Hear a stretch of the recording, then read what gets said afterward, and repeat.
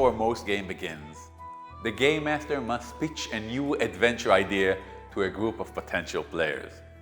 This pitch is intended to drum up interest, to align expectations regarding genre and topic, and to kickstart imaginations before character creation begins. The pitch process usually begins with the game masters telling the players about the kind of games they intend to run. The players then respond to the pitch with their own thoughts.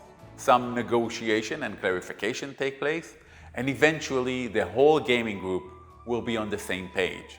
That is, they all understand the game and the experience they are aiming for. This simple act of aligning expectations helps everyone play a game they enjoy. Now, let's look at an example pitch for a game called Unrelated Incidents. In this small American town, dark occult powers work from the shadows to plunge the people into chaos. You must protect your home and your reality by discovering the truth behind a series of mysterious murders. This is an urban fantasy low magic campaign using the Fate Accelerated game system. This example pitch covers all 5 main points that should be in any pitch: the genre and setting of the game, the themes, the hook, the game system, and the broad purpose of the game. Let's go over each of those. Number 1, the genre and/or setting of the game. In our example pitch, the setting is a small American town, and the genre is dark, occult, mystery. These segments of the pitch help the players know where the game takes place and what is possible inside the game world, as well as some of the emotional aspects of the game. Number 2, the themes of the game. The pitch for Unrelated Incidents gives us an idea that there will be occult themes, shifting realities, and chaos. These are the recurring elements that the players will be handling throughout the game.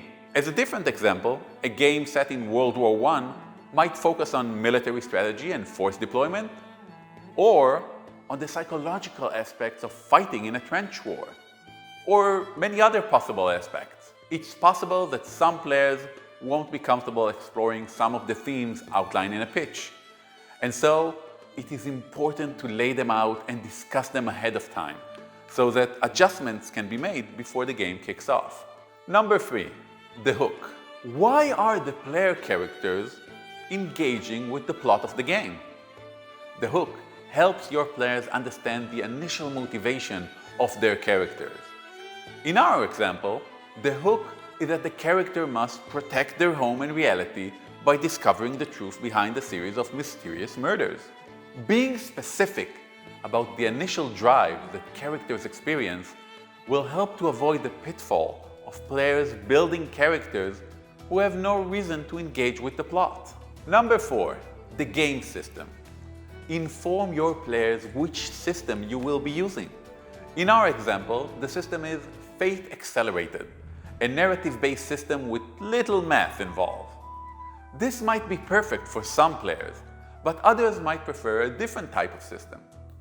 Letting your players know what you will be playing ahead of time not only allows them to prepare for the game by understanding the rules, but also gives space for everyone to air any concerns they might have about the proposed system.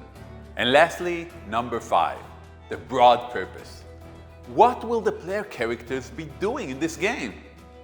In Unrelated Incidents, it is clear they will be investigating a murder mystery and will likely have to interview suspects and find clues.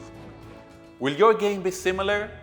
Or will it be a high fantasy adventure where your players slay dragons and loot treasure? Perhaps a mix of the two?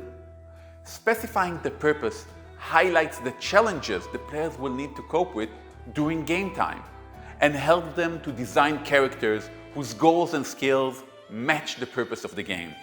If you hit all 5 of these points in your pitch, your players will know exactly what to expect and can get properly excited about the game. They can also be active participants in the birth of the game, which helps the player to feel ownership and commitment, rather than just feeling like extras in someone else's story. Not all players are the same. What happens when a player is completely uninterested in our pitch? Sometimes we know exactly what kind of game we want to run, and it is so disappointing when our players aren't interested in playing it. That is why it is so important for game masters to identify what aspects of our games are its core and cannot be changed, and which are flexible, so that we understand our own expectations of the upcoming game. For example, I might pitch a game to my players with themes of power corruptions in a dark fantasy setting full of vampires and ghouls. Before sharing the pitch with my players, I identify for myself that the theme is central to the story I want to tell, but the setting is not. If my players are uninterested in the setting, I will happily accept their input and change that aspect of the game. But if they find the theme uninteresting, well, perhaps this is not the right group to run this game for. And it's time for plan B, which would be running to a different group or running a different game. The pitch is an important starting point for a discussion between you and your players. It sets the expectations of open and collaborative communication, and it allows players the chance to have agency and voice during the earliest stages of a game. Before we move on to the next lesson, in which we explore communication during character creation in Session 0, let's pause for a moment and practice creating a pitch. Use the Chapter 2 communication worksheet to practice writing a pitch for one of your favorite fictional stories. It can be a TV show, a movie, or a book. Any story works as long as you are familiar with it. Remember, your pitch should include the genre and setting of the work, the main theme that the work deals with, a hook that explains why the characters interact with the plot, and a brief description of what the main characters actually do. We don't need a game system for this. This pitch should be 1 or 2 short paragraphs long. Once you're done creating your pitch, try practicing it in front of the mirror. Does it sound cool? Does it contain all the elements we've mentioned? Great! Now we can talk about what happens after you pitch your new game to your players.